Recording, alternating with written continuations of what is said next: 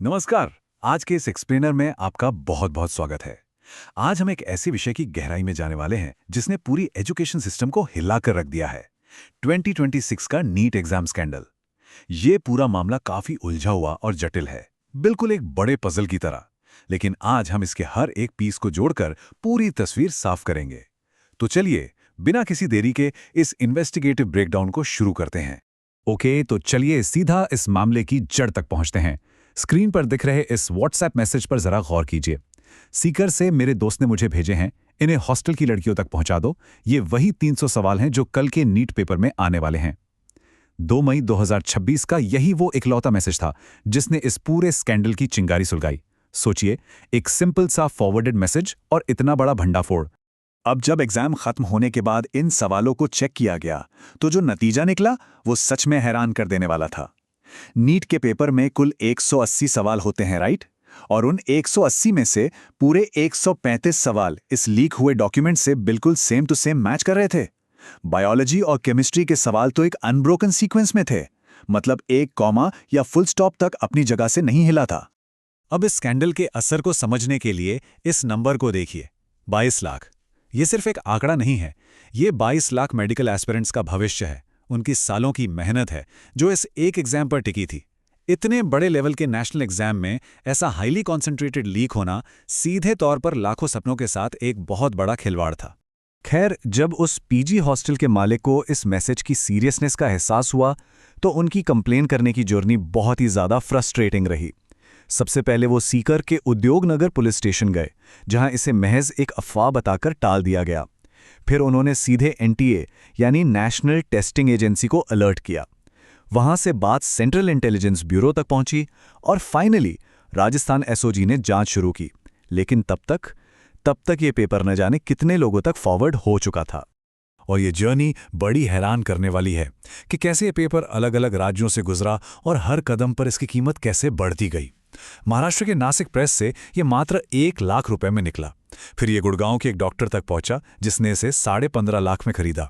वहां से राजस्थान के बीवाल ब्रदर्स ने इसे 30 लाख में लिया और फिर सीकर के एक एजेंट ने इसे 45 लाख रुपए में खरीदकर आगे स्टूडेंट्स को बेचना शुरू कर दिया। ये पूरा नेटवर्क किसी क्राइम थ्रिलर से कम नहीं लगता। और अगर आपको लग रहा है कि किसी ने बस छुपकर मोबाइल से फोटो खींच ली होगी, तो बिल्कुल नहीं।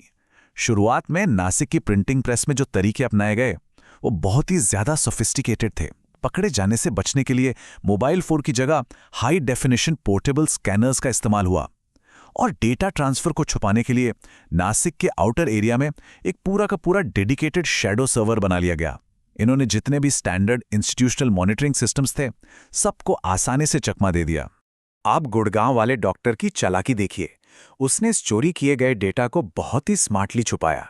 उसने एक 410 सवालों का गैस पेपर तैयार किया। इसमें 120 असली लीक हुए सवाल डाल दिए और बाकी 290 रैंडम सवाल बाहर से मिक्स कर दिए। ऐसा इसलिए किया गया ताकि इसे खरीदने वालों को कोई शक ना हो और ये सिर्फ एक नॉर्मल कोचिंग प्रैक्टिस पेपर लगे। काफी क्लेवर है ना? चलिए अब बात करते हैं इस नेटवर्क के 2 अहम चेहरों की, द फैसिलिटेटर्स मांगीलाल और दिनेश बीवाल। इन दोनों ने अप्रैल के आखिर में इस पेपर को खरीदा और इसके डिस्ट्रीब्यूशन को आग की तरह फैला दिया। अगर हम सामने आए डेटा पर निष्पक्ष रूप से गौर करें तो दिनेश बीवाल ने सीकर के जरिए पेपर डिस्ट्रीब्यूट किया। रिपोर्ट के मुताबिक वो बीजेपी यूथ विंग के जिला मंत्री बताए जाते हैं और उनकी तस्वीरें राजस्थान के एजुकेशन मिनिस्टर के साथ भी देखी गई हैं। वहीं मांगीलाल ने 30 लाख रुपए का वो बड़ा ट्रांजैक्शन हैंडल किया था। और एक फैक्ट जो काफी ध्यान खींचता है वो ये कि इसी परिवार के 4 बच्चों ने पिछले साल ही नीट का एग्जाम भी क्लियर किया था। हम यहां सिर्फ इन्वेस्टिगेशन में सामने आए फैक्ट्स को डीकोड कर रहे हैं जो अपने आप में काफी कुछ कहते हैं। जरा इस टाइमलाइन को देखिए। 26 अप्रैल को बीवाल ब्रदर्स पेपर खरीदते हैं। 29 अप्रैल से इसका बड़े पैमाने पर डिस्ट्रीब्यूशन शुरू हो जाता है। 2 मई को व्हाट्सएप मैसेज के जरिए इसका खुलासा भी हो जाता है। लेकिन अथॉरिटीज को ऑफिशियली नीट एग्जाम कैंसिल करने में 12 मई तक का समय लग जाता है। इतने दिनों तक पेपर स्टूडेंट्स के बीच घूमता रहा और ऑफिशियल एक्शन में इतनी ज्यादा देरी हुई। अब यहां जो सबसे दिलचस्प बात है वो देखिए, एनटीए के डायरेक्टर जनरल अभिषेक सिंह का ये ऑफिशियल स्टेटमेंट। कोई पेपर मार्केट में नहीं आया, ये कहीं लीक नहीं हुआ। मैं ये नहीं कहूंगा कि पूरा पेपर लीक हुआ। सोचने वाली बात है, एक तरफ 135 सवालों का परफेक्ट मैच होना एक वेरीफाइड फैक्ट है और दूसरी तरफ एजेंसी का सिरे से इनकार करना। ये कॉन्ट्रास्ट बिल्कुल समझ से परे है। और बात यहीं खत्म नहीं होती। अलग अलग राज्यों के अधिकारियों के बीच एक अजीब सा ब्लेम गेम चल रहा है। राजस्थान के इन्वेस्टिगेटर्स साफ कह रहे हैं कि लीक का मुख्य केंद्र महाराष्ट्र का नासिक था, जबकि इसके बिल्कुल उलट नासिक के डीसीपी का बयान आता है कि ये रूमर्स पूरी तरह से बेबुनियाद हैं और पेपर वहां प्रिंट ही नहीं हुआ था। इन विरोधाभासी बयानों के बीच असल में नुकसान सिर्फ और सिर्फ स्टूडेंट्स का हो रहा है।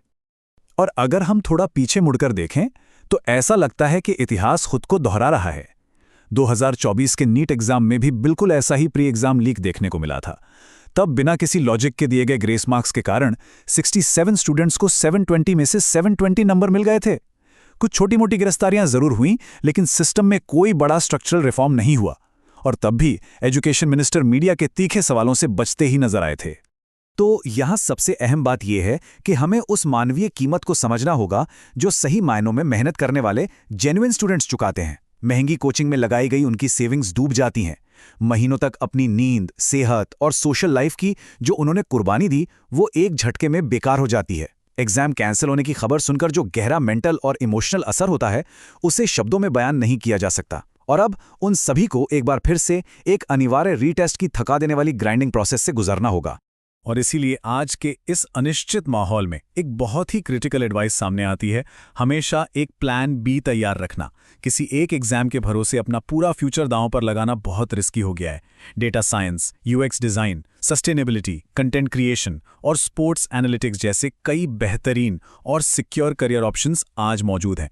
हमारी जो 100 करियर गाइड है वो भी इसी दिशा में एक कदम है, ताकि फ्यूचर को लेकर एक सेफ ऑल्टरनेटिव हमेशा मौजूद रहे। तो इस पूरे विश्लेषण के अंत में एक बहुत ही गहरा सवाल हमारे सामने आके खड़ा हो जाता है। जब एक्सीलेंस को टेस्ट करने के लिए बनाए गए सिस्टम्स ही बार बार इस तरह टूट रहे हों, उनमें सेंध लग रही हो, तो भविष्य के लिए मेडिकल प्रोफेशन की इंटेग्रिटी, उसकी शुद्धता की गारंटी आखिर कैसे दी जा सकती है? ये वो सवाल है जिसका जवाब हम सबको खोजना होगा। आज के इस एक्सप्लेनर में हमारे साथ जुड़ने के लिए आपका बहुत बहुत धन्यवाद।